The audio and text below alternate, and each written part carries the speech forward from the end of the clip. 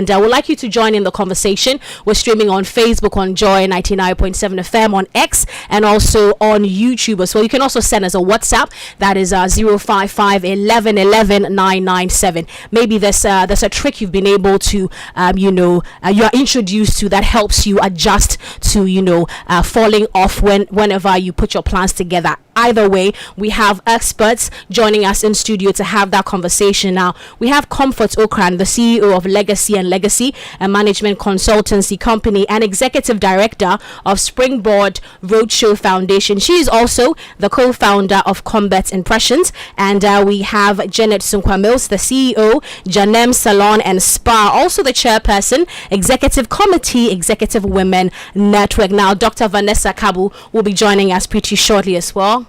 Hi, Janet. Hi. How are you? I'm good.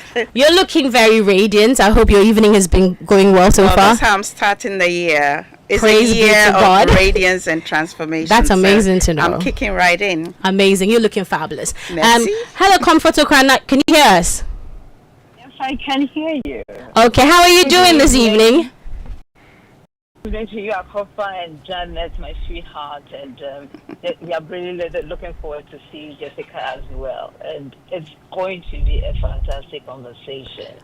It is a new year, and there's so much we can do together. Absolutely. Well, thank you very much for joining us.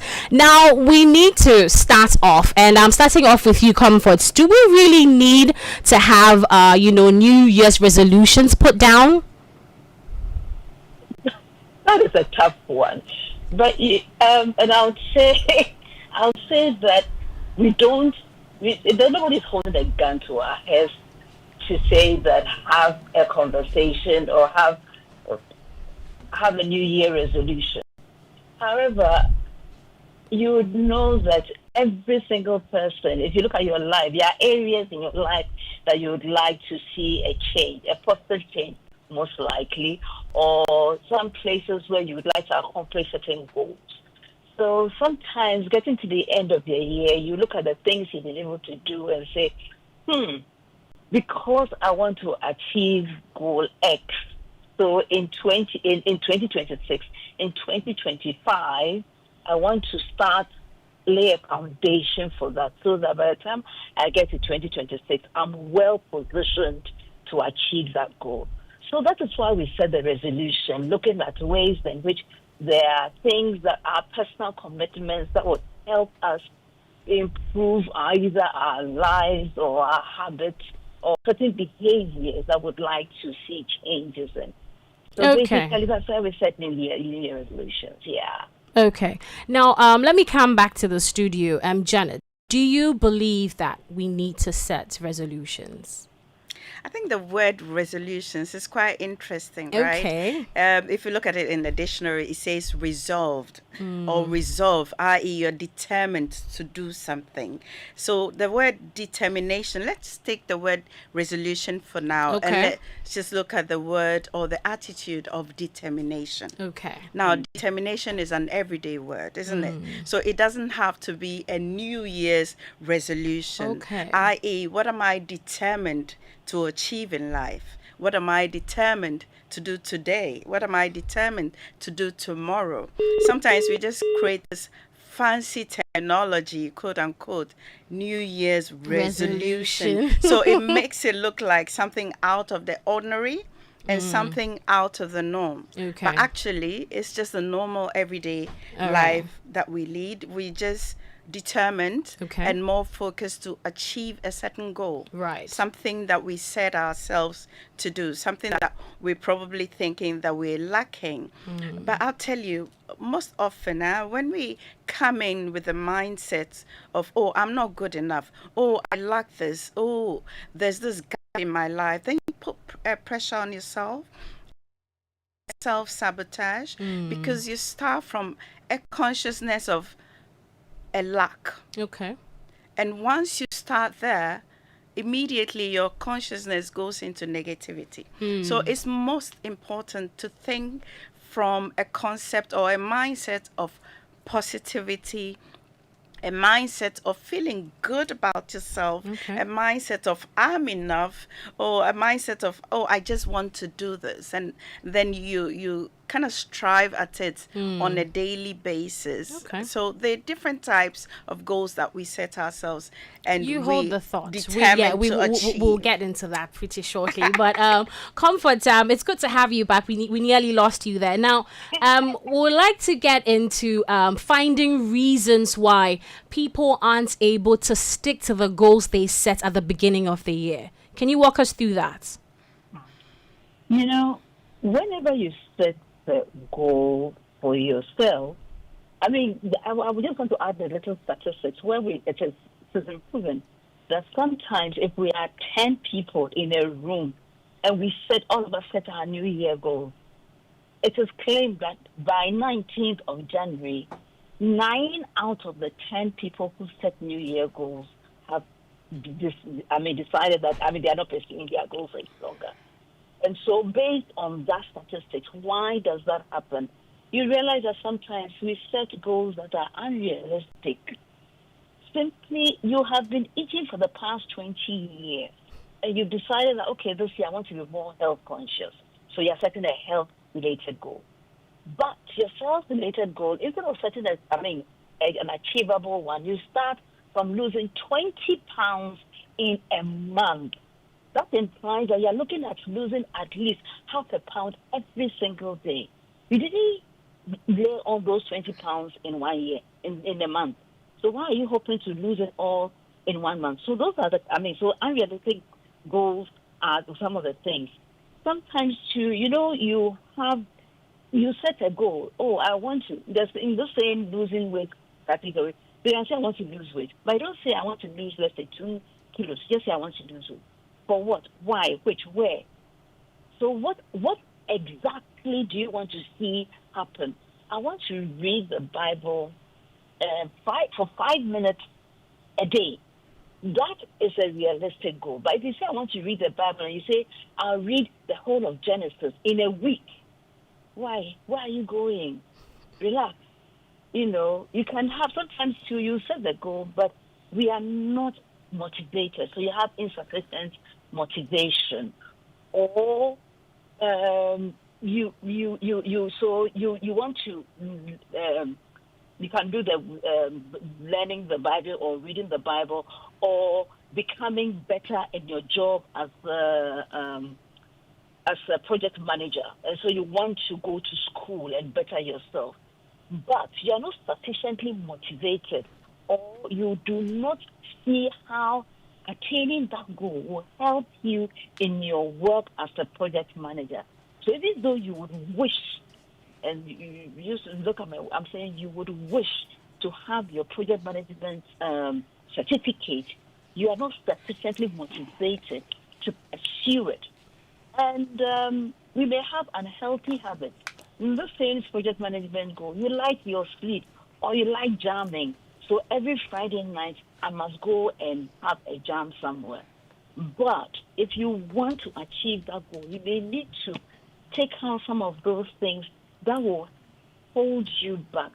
And I think the final one I want to put on the table for now is the fact that when we set those goals, we need to be tracking to see how well or otherwise we are trending on the scale. And so if you don't track the progress, if we are going to Kumasi and we don't track the fact that we have paths and so on, so we will reach, the next place that we'll reach will be Suhum. From Suhum, we are going to Edinam. And we are just going along the road. And then sometimes you may see yourself on the Cape Coast Road.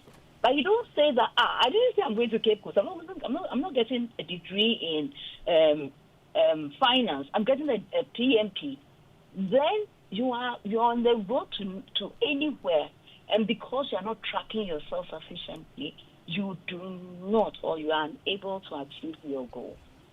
Okay, so yeah. I've been able to note down unrealistic goals, insufficient motivation, and then trust. I'll come back to you for us to get into some of the processes we can engage in to ensure that while we're picking these 3 pointers that you've given us, we don't fall off along the line as well. It's important. Okay. So I'll come back to you shortly on that. Please hold our thoughts. Now, ladies and gentlemen, Dr. Mensah-Kabu is joining us here. How are you doing? I'm Doing well. Aw. Thank you, and good evening. Good evening to you. you And and your so I would need you to just give me a brief background to this. You are an MBCHB. A medical doctor. Oh, so that's the full. Yes. Oh, wow. Bachelor of Medicine, Bachelor of Okay. Surgery. Yes. And then the MPH. Masters in Public Health. Beautiful. And then you're Thank the you. founder of First Aid on Wheels. Rightly. We'll get into that a little bit as well, but you're welcome. Thank Right you. now, Janet, I wanted to find out, you mentioned about determination and all of that. While you use that word to describe, the goals you want to set moving forward, would you say along the lines you felt a little bit unmotivated? Listen, so whilst Comfort was talking, I was listening to her. And over the years, what I've realized is we do set goals. Personal goals, professional goals, health goals, sometimes relationship goals, so many different types of goals. We even timeline them and everything. But sometimes what we're failing to look at is the why behind the goals, first of all. Why am I setting those goals? You really sometimes just have to sit back and self-introspect and ask yourself, what is the reason behind the goals I'm setting? And once you find that, you realize that when you backtrack a little, you still go back. Okay. Because there's a reason for that goal. Okay. Unless that reason ceases to be valid, because we are in a very dynamic environment, and therefore our goals are not static, they are not fixed. They are very evolving. And you have to have an attitude of evolution as well. The other thing is the how. Okay. So the goals are not enough, but the what and the how. So for example, I'll just give you, over the years, I've stopped setting goals and I'll tell you what I'm doing. So in 2025, for example, guess what? Tell me.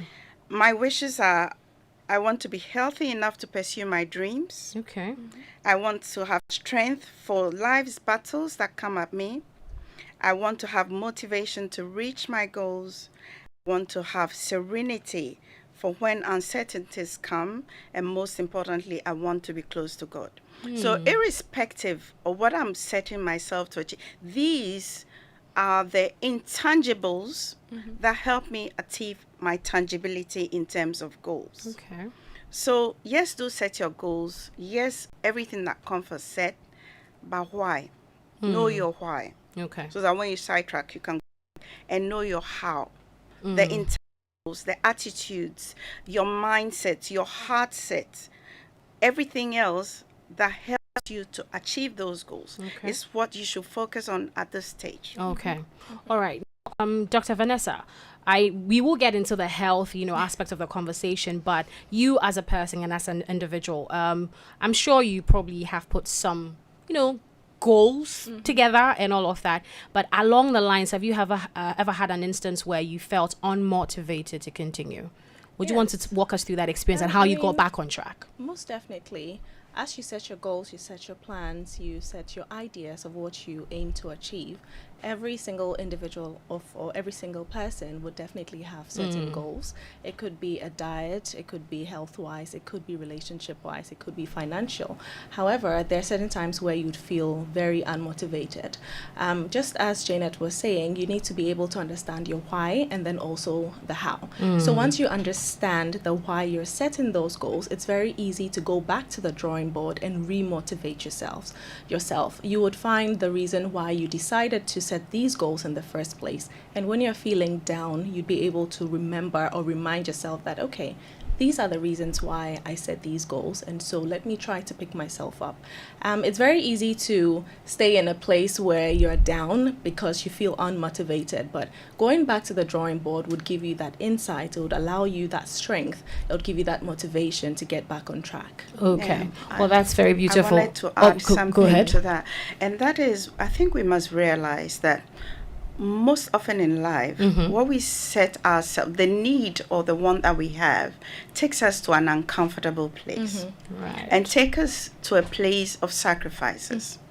And sometimes when we're faced with the challenges, let me use a word, the uncomfortableness of the situation, then we pull back. Exactly. Because we love our comfort zone. Hey, whoever told you that greatness is achieved on a platter of comfort is a lie.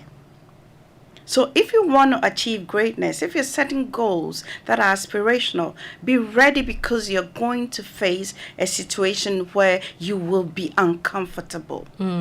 And therefore, when you get there, you really have to dig deep into the why and allow yourself to grow with the process. Okay. Because most of the time, hey, I don't know how, I mean, today on our platform, we're chatting about flat tummies and stuff like that. I mean, the whole afternoon, Executive Women Network, we were chatting about what to eat, and people were like, am I going to sacrifice my kinky, my jollof, my this and that? But if you are comfortable eating jollof like me, and komikeshito like me, and you don't want to sacrifice it, then that 2 inches that you want to lose off your waist will not go away. Yeah. So there's sacrifices. And that's probably what you talk about, motivation. Dig deep. If you want to travel to the US and they say come at 5:30 a.m. to the embassy or wherever, tell me, what time do you wake up? I think they actually 3 get there a.m. by 4. 3 a.m. So you lose sleep. Some of us will not even sleep. We'll be like packing the papers, arranging them, everything. That is the discomfort Right. you feel to achieve greatness. So let's all be ready To put in the work. to put in the work. Otherwise, please don't blame anyone. Don't blame anyone. No. Comfort. So I wanted to find out if you're adding on to what Janet and Dr. Vanessa have already said, because we wanted to find out the processes at the end of the day, or maybe the tools that we will need to ensure that we understand that we have to be motivated, where the goals have to be realistic, and we need to trust the process. But then again, we are humans, life happens. What tools can you share with us that we can work with to ensure that we don't lose balance at the end of the day? Tell you, it's such a realistic topic that we are discussing this evening, and even though it seems like there's no way out of it, people have used it and people have improved their lives. So I think, as Janet is saying, let's take that challenge of looking at, yes, it is uncomfortable. It's taking us to a new place. Out of using my name in vain, Janet, don't use that. Taking us out of our comfort zone. But at the end of it, what do we achieve? So in order for us to not just do this, but then to also enjoy our lives, looking back at 2024 and saying that this has been the best year ever in our lives, I'll say that first and foremost, let's look at tools. Different tools have been developed that we can also access or we can use. Some of that includes, because we are in the new age, they have apps. I mean, if anybody works in a very busy office, I'm sure some of you have come across Slack. Even though you think of Slack as your office tool, there's another. You can also use it for your goal setting. You can have other digital tools like Trello. People know how to use Trello. So if you're using that to see how you set your goals and track your goals, it's fantastic. Another way that we can do Google Calendar. You have to write all those things. Yesterday, I was watching a gentleman who was saying that what he does when he's setting his New Year goals, so apart from the annual goal, he would have his 3-month goal, which is fantastic. Then every week, he says that, okay, this week, what am I achieving out of those 3-month goals? What am I focusing on? And then when he has his weekly plan, then he goes to his daily. And he says that, I said I have these 3 things I want to achieve this week. So on Monday, which of them will I focus on? And for how long am I focusing on it? Is it for 20 minutes, 5 minutes? And you will say 5 minutes, set up my goal. But you can imagine someone who has said, I want to say those 20 pounds. but now it's a year's goal, not a month's goal. And you say that every day, I'll just do 10 minutes, starting small, having at the back of our mind the concept of a 1 degree shift.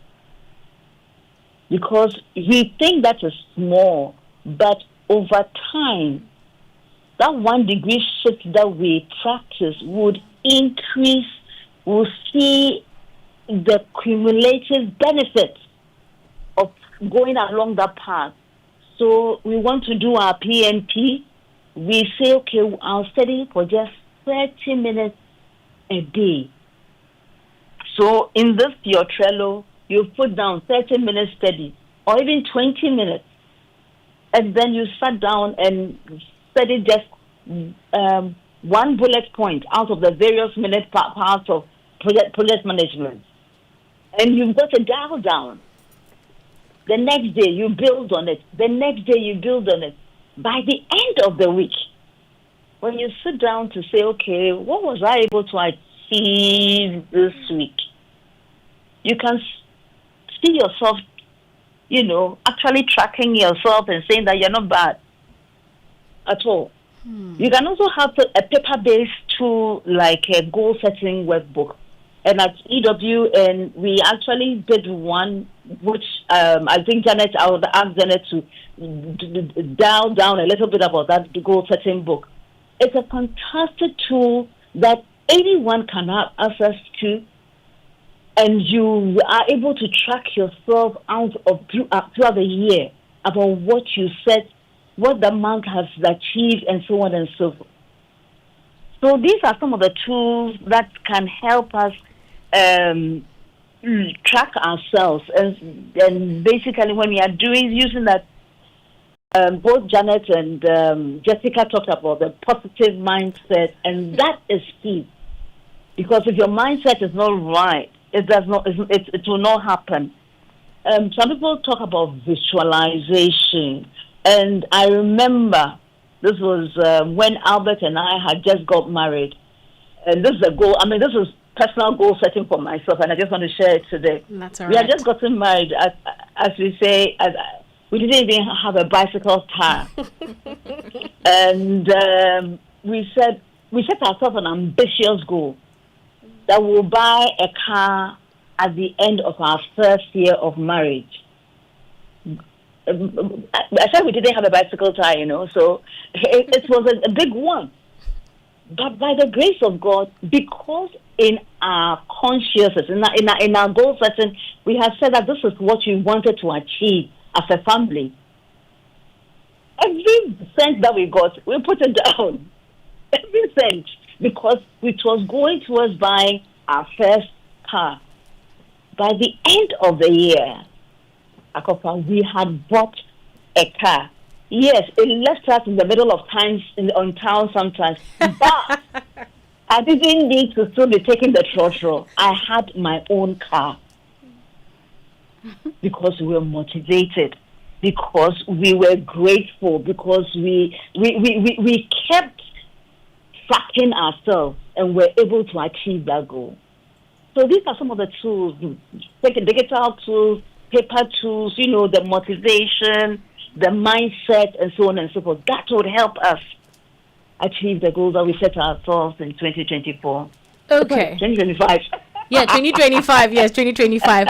Now, you've spoken at length about this, but what I'm getting at the end of it all, like you shared the tools and everything, but it's giving more of patience, because this is somewhat, you've set the goal for the whole year, and then you're breaking it down to 3 months. You're checking in a day. So what would you say to someone who does not have patience? Okay. Yes, So okay. you know what, Jessica, you want to take that? Vanessa. Yes, she's Vanessa. Dr. Vanessa. Oh, Dr. Vanessa, pleasure to meet you. Same. When Comfort talked about the car, it just brought fond memories. The first car I bought, we used to call it From a Distance. Because from a distance, it looks so good. Until you come closer. Close to it, and you are like, oh my God. And then the second car we bought, we call it True Bang. That's get closer. My Now there is confidence. But haven't sidetracked on that. You know what, huh? Everything Comfort has said, I agree to it. What makes it so difficult is our attitudes and our behaviors and our mindset. And for the past 3 years, I've just zoned into some principles that have helped me in terms of how to carry myself in achieving my goals. And I would just like to share 3 of them, if you don't mind. Yeah. Interestingly, is in the Asian culture and the Japanese culture. The first one is Ikigai. Probably you've heard about it. But Ikigai is simply discovering your purpose in life and finding something that wants you or that makes you want to wake up every day. Okay. You know, there are times when we wake up, we're like, oh, Charlie, do I have to go to work again? Do I have to do this again? And you just feel demotivated. But the question is, what makes you want to wake up every day? And that will fuel you. Do find that. The second thing is there's another concept which is called Kaizen. And Kaizen means that you just focus on the small improvements you make every day instead of trying to do big things and grandiose things. Okay, so today I woke up, I'm breathing. Okay, so today I did this. Today I did that. That is enough. Okay. To want to keep you going on a daily basis. And for me, this has helped. The consistency of it is what helps. Now, organizing your task. And last year, I went to a workshop on resetting and setting back. And of course, we all did our vision boards. My vision board is on my dresser. Yeah. So every day I see it. And I'm like, okay, I wanted to do this. Did I do it? So I have it prioritized into this is work in progress. This has been achieved. This is yet to be achieved, blah, blah, blah. And the slightest improvement makes me happy. The little wins make me happy because it fuels you to want to keep going. Do you understand what I'm saying? And the last but not the least is Wabi Sabi, which is basically embrace imperfection. Instead of stressing over every little, God knows, everybody who knows me knows that Janet is a sucker for details. Have you doing dot the I? Have you put the comma? Have you and stuff like that. But since I learned to embrace the little imperfections and focus on the big picture, Jesus, I'm breathing. Yeah. I'm breathing and I'm happy for the little things that I've achieved. So for me, these are some of the attitudes and the behaviors that keep me going. Okay. Even when the going gets tough. And I have stopped going to the gym because I pay every year and I never go. You never go.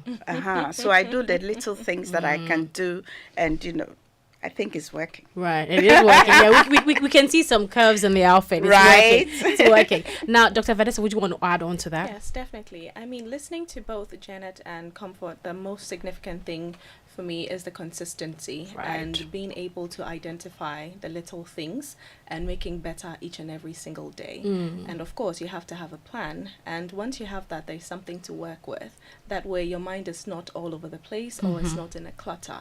I think growing up, I've gotten used to the fact that I need to jot things down. Absolutely. That way, you're able to revert and then know what you didn't do, what needs to be done, and what can be done at another time. Right. And also being able to prioritize. A lot of the times we want to put so much on our plate and that can get overwhelming. When you have too much food on your plate, you'll not be able to savor each and every taste that is on there. So getting little portions or little things done at every step of the way should be key and priority. And then knowing what you want, what you're about, should also be something that we should all take seriously. Right. Yeah. Thank you so much. So if you're just joining us, you're welcome. This is Strong and Sassy on Joy 99.7 FM. My name is aKorfa, and today we're discussing the New Year resolution, why we struggle to stick to our goals. Now, if you've got questions or suggestions, you can send it via WhatsApp 055 11 11 997. And we're live on Facebook, we're on X, and we're on YouTube as well. Now, having the conversation with Janet Sunkwa-Mills. She's the CEO, Janem Salon and Spa, Chairperson, Executive Committee, Executive Women Network. I'm also here with Dr. Vanessa Mensah-Kabu, MBCHB, MPH. Yeah, I have to take my time. Medical doctor, I know, right? And then we've got Comfort Okra, and the CEO of Legacy and Executive Executive Director of Springboard Roadshow Foundation, also the co-founder of Combat Impressions. Now, Comfort, I would like to know we've talked about, the tools, making sure that you at least have a purpose to everything that you're doing. Now, how are we monitoring? Do we need an accountability partner in all of this? This is a very, very relevant angle that you have added to the conversation. The accountability partner, according to various studies, shows that your probability of achieving your goal is increased by 65 to 90%, depending on how good or otherwise your accountability partner is. So your accountability partner could be just, your sister or your brother, or a more proper one would be a coach who would tell you to the face when you are just being still and say, look, you said you are achieving this goal. You have not. What are we talking about? What are you doing? Why haven't you? And it's able to help you identify what we would call habits or characters that are self-sabotaging you. And therefore, based on that, you are able to recalibrate and push on towards achieving those goals. So, fantastic addition to the conversation. Accountability partners, very, very key. They can be a group that you are part of. It can be, the coach, anybody. But somebody who you tell the person that, I want to get that car, or I want to get this personal goal, or I want to do whatever it is by this time. Please help me and hold me accountable. Okay. Yeah. All right. Thank you so much. Now, Janet, I know you even have a group that you guys chat about, the health and everything. What would you say or add on when it comes to accountability partner? Like, have you had one in all of the processes that you've experienced? Good question. When you read the books, when you listen to the podcast and everything else, everybody talks about accountability partner. So this is no news. The news is that you are yourself motivator. Okay. If you don't get moving, that accountability partner cannot move you. So learn to be your own cheerleader. Learn to blow your own horn. Learn to dig deep when the going gets tough. And I will tell you, your accountability partner is demotivated by your inability to achieve your objectives, because they are only human. But when you self-motivate and you are able to achieve your own objectives, oh my God, it's like magic. It just blows up. But most of the time we are so busy criticizing ourselves. We focus on the brokenness. Oh, and I didn't do this. Oh, and I couldn't do. Leave that behind. I have said it's easier said than done. I was gonna say, like, the kind of society we're in or we come from, it's so hard to decide that you are blocking society's voice and just be you in all of this process, because it is hard. It comes with maturity. It comes with self-introspection. It comes with calmness. It comes with self-awareness. It comes with knowing who you are. Really, if you don't know who you are, in today's world where social media and everybody is busy talking and talking and talking, and there is so much noise, and people are walking in your mind with their dirty feet, you are the only one who can stop people from infiltrating your mind with their dirty feet and infiltrating your heart with their negative emotions. You are the only one. And therefore, yes, people can help you. That's why we have networks. Like, I belong to this wonderful network, Executive Women Network, and I've been privileged enough to serve as their chairperson. And the support is amazing. The sisterhood is amazing. But I tell you, there are about 40 to 60% of people on that platform who are inactive. And if you are inactive, you will not get the benefit. That's why we have a hashtag. We say, work the network. So please, sweetheart, Need to motivate you yourself. are your own Motivator. trigger. Okay. All right. I get Capiche? that. Capiche. Okay. No, this one you say capash. The So past tense of capiche is capache. is I'm lying. Oh my goodness. So Dr. Vanessa, I'll get to you pretty shortly, but comfort. So we have a question here. Someone says, that's Kwesi from Kade, says that how do you motivate yourself when you have failed before in carrying out a task such as doing your further studies? Hello, I think hello. Yeah, I'm here. Okay, sure. Yeah. And I think Janet alluded to it, and then I also talked about it when with regards to the accountability stuff. Yes. Because we are human, we will fail. And when you fail, you just have to acknowledge that you have failed.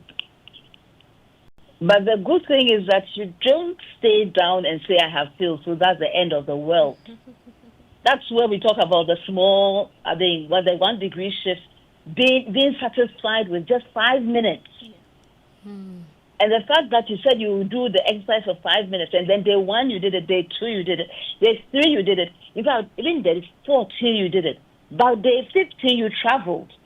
And then you traveled, you were still in the middle of travel, so you were not able to do it. So for 5 days, you haven't done it. Then all of a sudden you say no. Then the whole thing is been off track. What about the 15 days that you've been working out consistently? Doesn't that count for something? So when it doesn't go well, acknowledge that it hasn't gone well and see what has prevented you from making that happen. And then take yourself off the floor, dust yourself off, and start again. Okay. Continue from where you have reached. So you can take off 5 days up to 20, but from 21 you can start again. Maybe you may need to tweak it a little so that this time you would account for when you need to travel. What will you do? Okay. So, for instance, I have started doing using YouTube to do some exercises. I've done it for the past 2 weeks, no problem. So I'm going for a family trip out of the house. By the grace of God, YouTube can go with me. So therefore, where I am, I took my canvas shoes, and every day I do my 10 minutes workout. I mean, after my Bible study, and we are on track. Yeah. So on the same day, if he has stopped something that he had hoped to achieve, he should look at why that thing he was unable to achieve it, and see what can I tweak, what can I add to make my goal achievable, and go back to it. All right. As they say, when you go back, it doesn't matter. It doesn't Continue. matter. All right. Now, are we permitted to celebrate our wins? And if we are, how are we doing this? Are we throwing a huge party, or we're just giving ourselves a pat on the back? Of course, we are allowed to celebrate our wins. That's the whole idea, isn't it? So are we though? Like I get that, but Yes. I want to know to what extent, because sometimes people get carried away. You are celebrating your win, and then at the end of it, oh yeah, I did this. Then you're all relaxed. Won't that happen? The question will keep going to your why. Yes. Okay. Do you want the whole world to know that I did this and therefore see me? Okay. What are you celebrating, and why are you celebrating it? And what Right. is the humility and the attitude behind your celebration? Okay. It calls for a lot. But right now we are also engrossed with the optics. We want people to see this. We want this. And therefore, everything you want the whole world to know. Guy, keep in your corner. Celebrate with humility. I Be get happy that. for your little achievements and then keep going. On the day you want to celebrate big and thank God, I'm a Christian, so allow Yeah. me to, bring in God. And you want to thank God with thanksgiving, go to church by all means. Do your thanksgiving by all means. Call a few friends by all means. And I said, friends. The real ones. The real ones. The ones who want to see you achieve something. Yeah. Not the hola people who are like, eh. The fanfullers. I tell you, they are called what? The called fanfullers. Fanfullers. I've learned something new today. Fanfullers. No, yes. Yeah, So, Dr. please. Vanessa, go ahead. So just Add to on. add to that, I think the more people are focused on the optics, the more difficult it is for them to start over.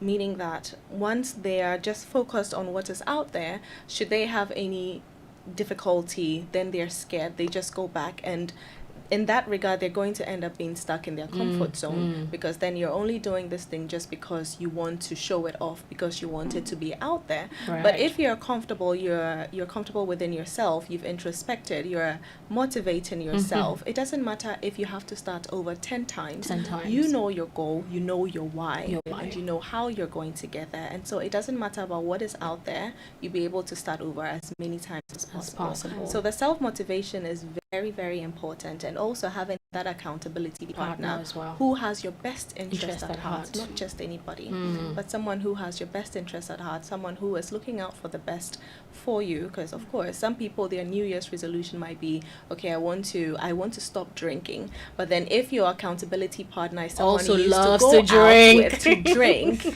then it's like, oh, but why? What's different? What's new? What's Yeah. that? Like, there's nothing has happened to us until this far. So why are you changing that now? it. You need someone that has your best interest at heart as well as theirs. Because the more you grow yourself, the more the people around you also would pick up also on it. grow. Right, Absolutely. Yes.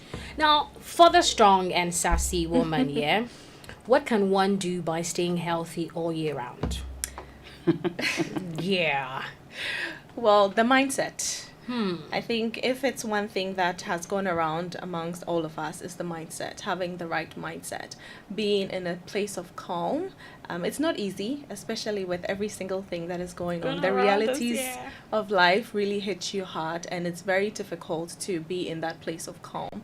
However, there are certain daily things you can practice, even hourly things that you can practice. Deep breathing, for example, listening before you speak, not speaking in a rush, because these are things that tend to have an impact on our mental health, and also what you expose yourself to, be it your environment, social media, what you listen to, what you see.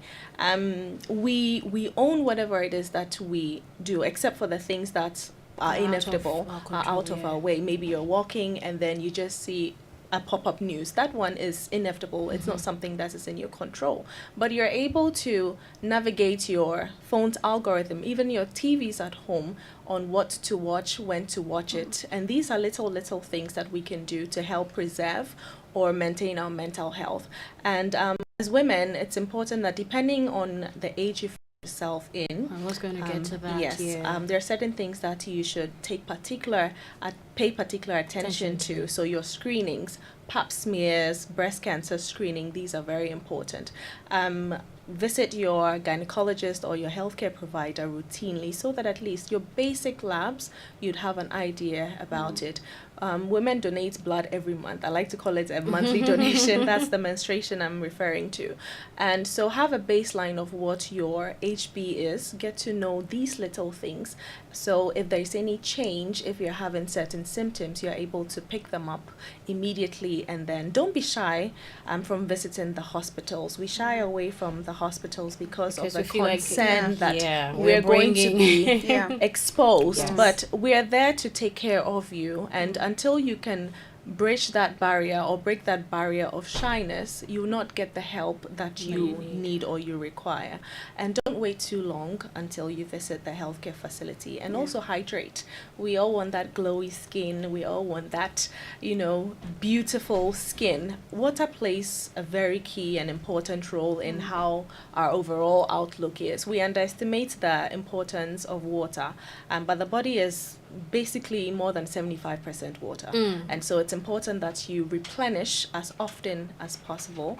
Our environment is humid, our environment is hot, and so you're going to be sweating. And as you sweat, you need to replenish. So, Dr. Vanessa, before you continue, and then what about water? So, I saw a meme, I think a post where someone says they keep telling you drink more water, hydrate, then they forget it. So there was a photo of water, or you have to drink water. There's another photo where people were stuck in a queue going to use the washroom, and I resonated with it, because in my mind I'm like, yeah.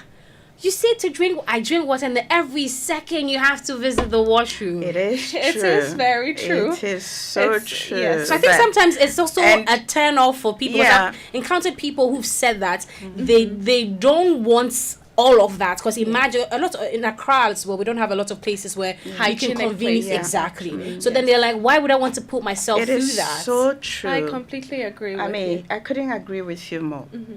And this is exactly what we were chatting about on the platform. But the first thing that came to me was, and apparently quite a number of ladies have been practicing that, bearing in mind that as you age, correct me if I'm wrong, your dietary needs change, because your body's going through evolution. Changes, As for women, our bodies keep changing all the time, and therefore our dietary needs and everything changes. But someone had mentioned that the first thing you consume in the morning is a glass of water. So have a glass of water by your bedside. Even if you haven't brushed your teeth, the first thing you drink is a glass of water, and not cold. Room temperature, because the cold one, once it gets into your stomach, the temperature in your stomach, blah blah blah, or the medical they know about it.